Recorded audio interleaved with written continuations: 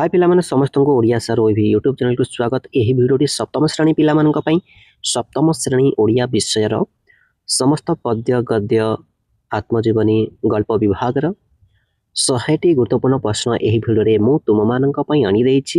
ଆଶା କରୁଛି ଏହି ଭିଡ଼ିଓଟି ସମସ୍ତଙ୍କୁ ବହୁତ ଭଲ ଲାଗିବ, ଆଗାମୀ ପରୀକ୍ଷାରେ ସହାୟକ ହେବ। ଭିଡ଼ିଓଟି ଭଲ ଲାଗିଲେ ଲାଇକ୍ କରିଦେବ, କେମିତି ଲାଗିଲା କମେଣ୍ଟରେ ଜଣାଇବ।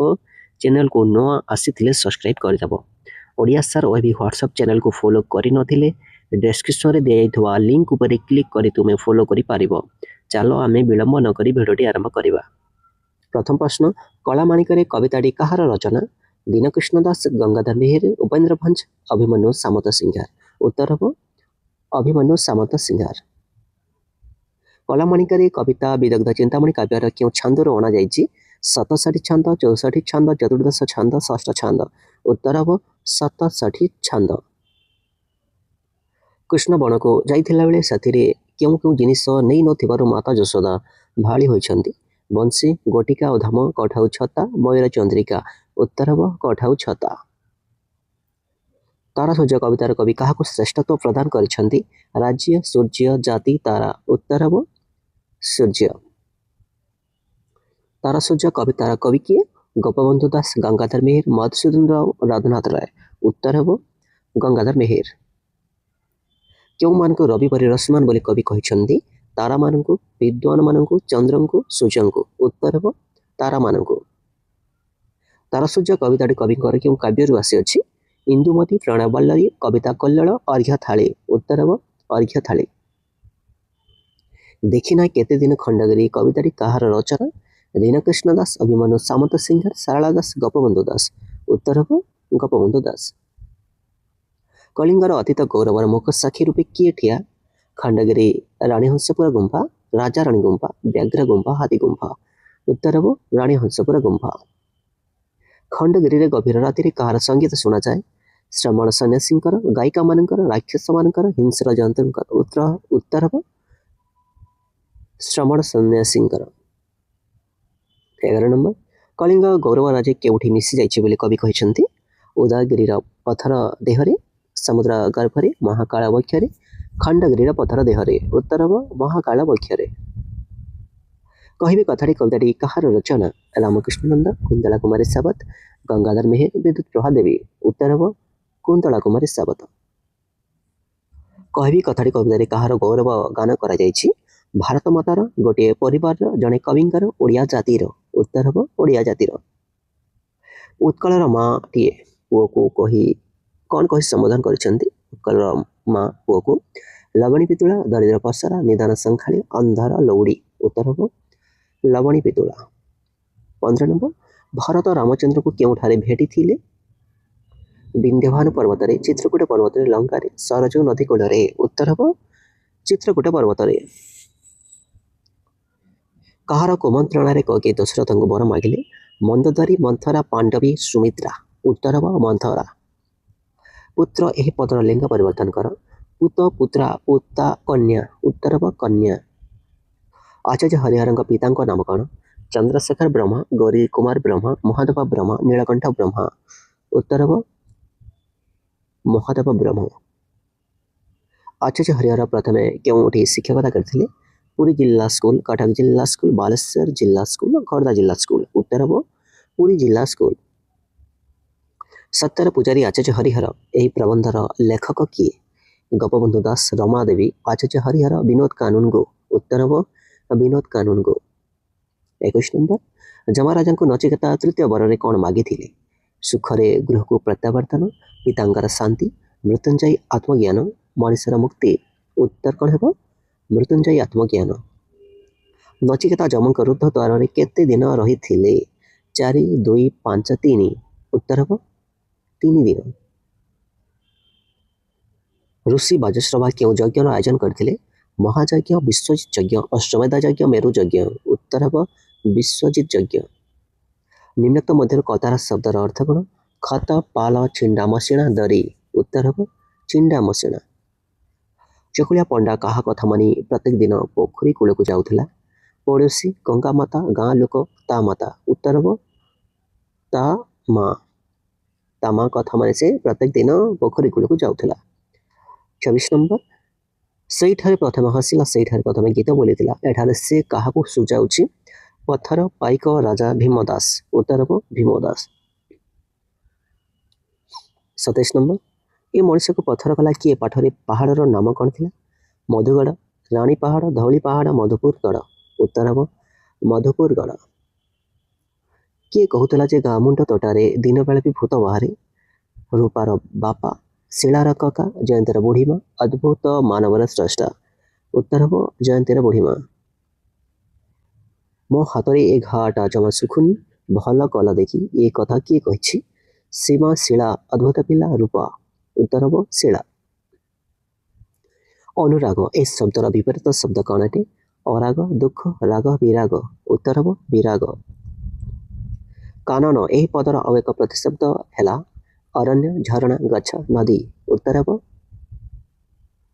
ଅରଣ୍ୟ। କେଉଁମାନେ ଅହିଂସା ଧର୍ମ ପ୍ରଚାର କରୁଥିଲେ? ହିନ୍ଦୁ, ଶ୍ରମଣ ସନ୍ନ୍ୟାସୀ, ଖ୍ରୀଷ୍ଟିୟ, ତନ୍ତ୍ର ସାଧକ। ଉତ୍ତର ହେବ ଶ୍ରମଣ ସନ୍ନ୍ୟାସୀ।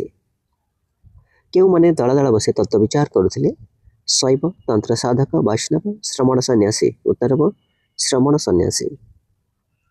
ବାପା କ'ଣ ଦାନ କରୁଥିବା ଦେଖି ନଚିକେତା ଆଶ୍ଚର୍ଯ୍ୟ ହୋଇଗଲେ? ରାଜ୍ୟ, ରୁଗଣ ଗାଈ, ସୁନା ଗହଣା, ଜମି।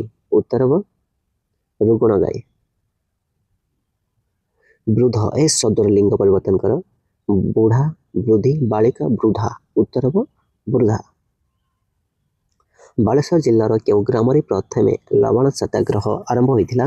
ସୋର, ଦାଣ୍ଡି, କେଦାରପୁର, ଇଞ୍ଚୁଡ଼ି। ଉତ୍ତର ହେବ ଇଞ୍ଚୁଡ଼ି। ଜେଲ୍ ଭିତରେ କେହି ଫାଶୀ ପାଇଲେ ସେଠାରେ କିଏ ଉପସ୍ଥିତ ରହୁଥିଲେ? ରମାଦେବୀଙ୍କ ଦାଦା, ରମାଦେବୀଙ୍କ ଭାଇ, ରମାଦେବୀଙ୍କ ବାପା, ରମାଦେବୀଙ୍କ ବଡ଼ ବାପା। ଉତ୍ତର ହେବ ରମାଦେବୀଙ୍କ ବାପା। ଚକୁଳିଆ ପଣ୍ଡାକୁ କେଉଁମାନେ ମାଡ଼ ଦେଲେ?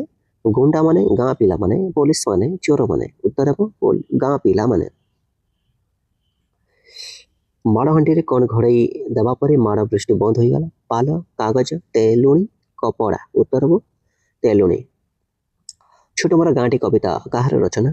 ସଚ୍ଚିଦାନନ୍ଦ ରାଉତରାୟ, କୁନ୍ତର କୁମାରୀ ସାଉତ, ରାମକୃଷ୍ଣ ନନ୍ଦ, ଅନନ୍ତ ପଟ୍ଟନାୟକ। ଉତ୍ତର ହେବ ସଚ୍ଚିଦାନନ୍ଦ ରାଉତରାୟ।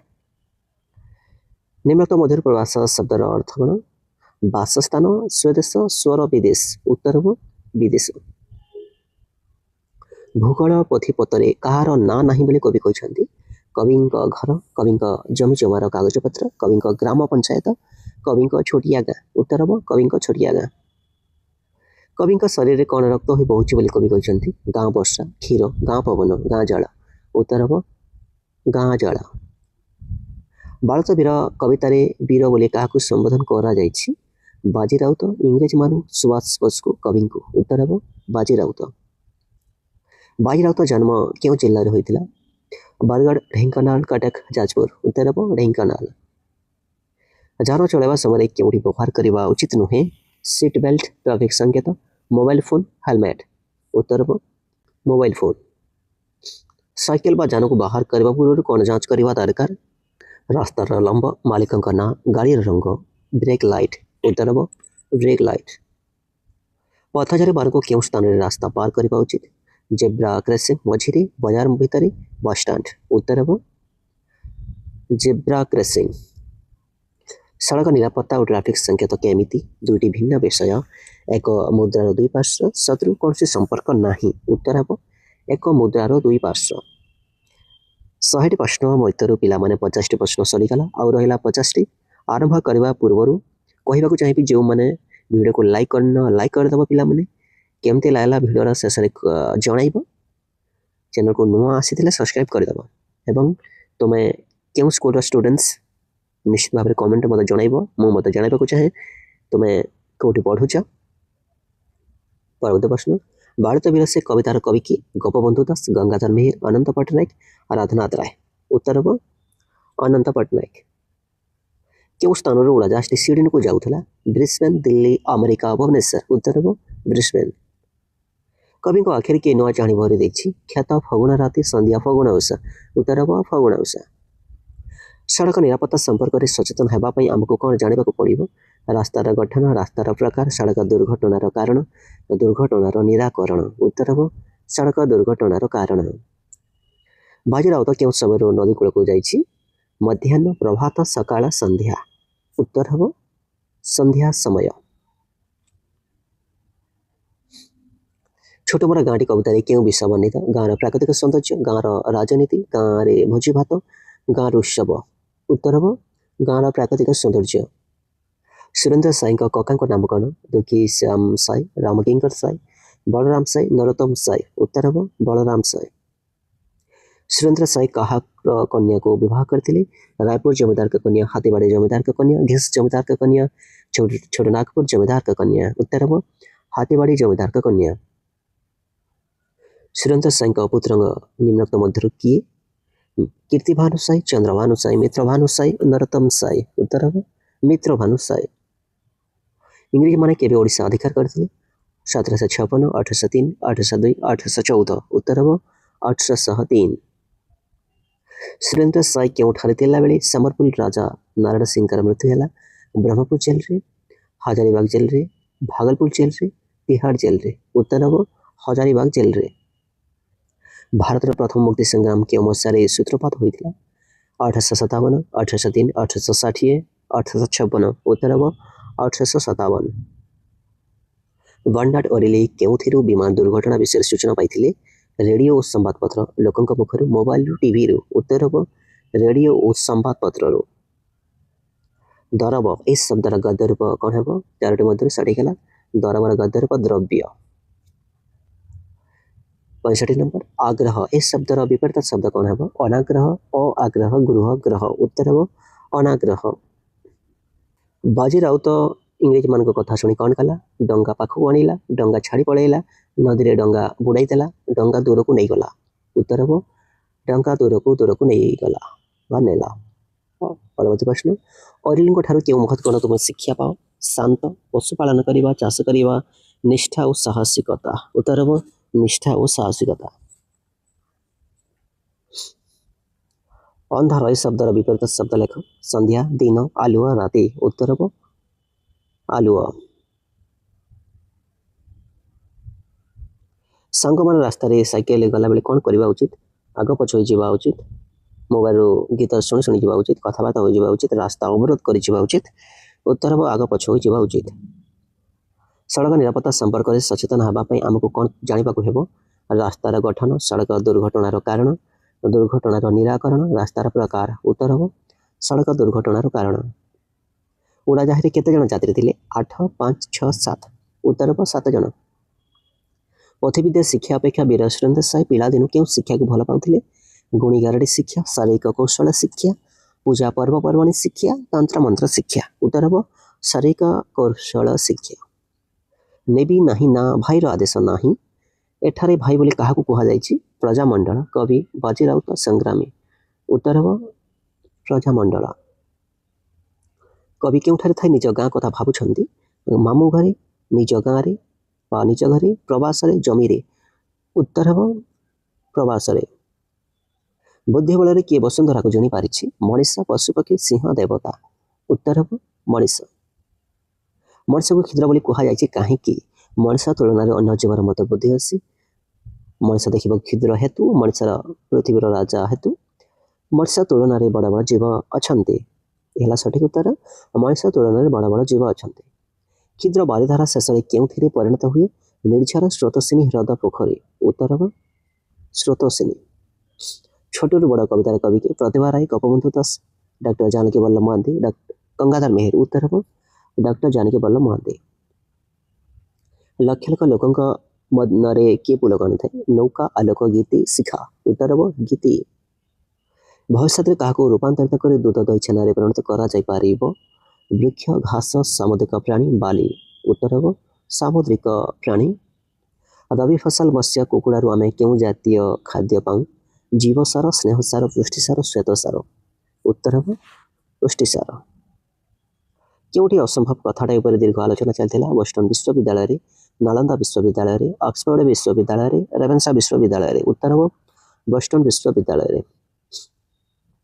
କେତେବେଳେ ଚାଷ ଜମି ଓ ଗୃହପାଳିତ ପଶୁ ସଂଖ୍ୟା କମିଯିବ?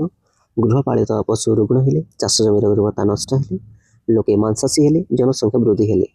ଉତ୍ତର ହେବ जनसंख्या वृद्धि हेले राजा स्वभाव किपरि थिला अहिंसा शांत सरल मंद अनम्र उत्तर हम शांत सरल राजा प्रतिदिन क्यों कामटी करने को भल पाउथिले हाथी उपर बसी राज्य भ्रमण धनुतीर अभ्यास घोड़ा उपर बसी राज्य भ्रमण नाच गीत और खाद्यपेय उत्तर हम हाथी उपर बसी राज्य भ्रमण कौन आईन दृष्टि दंडनीय बोली सत्य कही चोरी छुआ छुआ भेदभाव धनी गरीब पाठ पढ़ा उत्तर हम छुआ छुआ भेदभाव स्कूल दरजा समस्त सदाबले खोला रहा उक्ति थिला शिक्षक रहीम प्रधान बाबू सत्य उत्तर हम प्रधान बाबू निम्नलिखित मध्य केउटी तरु शब्दर प्रतिशब्द फूल पत्र चेर गछ उत्तर हम गछ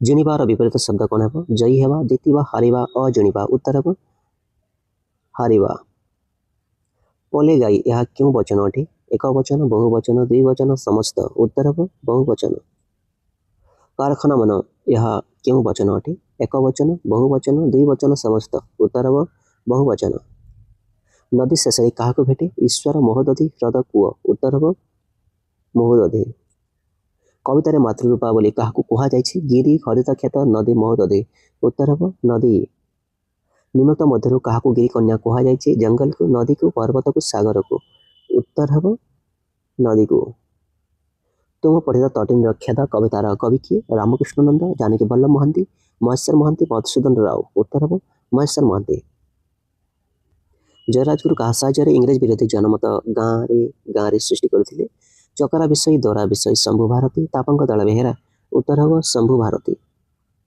क्यों मसीह मरहटा शासनाधीन ओडिशा इंग्रेज मान अधिकार को आसला 1805 1804 1803 1735 उत्तर हम 1803 जयराजगुरु वीर युवक मान क्यों तालीम देते तापंक गढ़ बरुणई गढ़ शिशुपाल गढ़ खंडगिरी उत्तर हम बरुणई गढ़ शेष प्रश्न जयराजगुरु सेना बाहिनी को मुख्यतः केते भाग विभक्त करते 2 3 4 5 उत्तर हम 3 भाग पिलाने भिडियोटी केमती लागला कमेंट रे निश्चित भाव में जनइब तुम क्यों स्कूल पढ़ुच कमेंट रे लिख मुझे जानवा चाहिए तुम क्यों स्कूल पिला यही चैनल को सब्सक्राइब करते सब्सक्राइब करदेव एक व्हाट्सएप चैनल अच्छी ओडिया सार ओएवी बोली जो मैंने भी फॉलो करन मो डिस्क्रिप्शन लिंक शेयर कर तुम्हें फॉलो कर वीडियो को शेष पर्यंत देखि समस्त को बहुत बहुत धन्यवाद पुणी देखा पिला आउ एक वीडियो।